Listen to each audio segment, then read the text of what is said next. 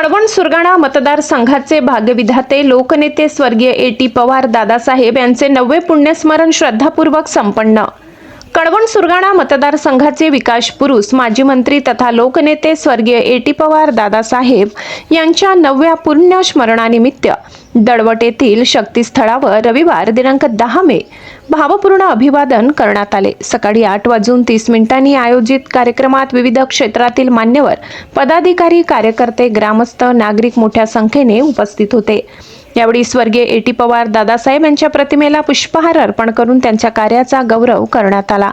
कळवण सुरगाणा मतदारसंघाच्या सर्वांगीण विकासासाठी त्यांनी दिलेले योगदान, सामान्य जनतेसाठी केलेले कार्य तसेच आदिवासी व ग्रामीण भागाच्या उन्नतीसाठी घेतलेले निर्णय यांचा उपस्थित मान्यवरांनी आपल्या भाषणातून विशेष उल्लेख केला। कार्यक्रमात आमदार श्री नितीन भाऊ पवार, मित्रपरिवार, A T. Pawar institutes development foundation Dalwat तसेच सर्वपक्षीय मित्रपरिवाराच्या वतीने श्रद्धांजली वाहण्यात आली।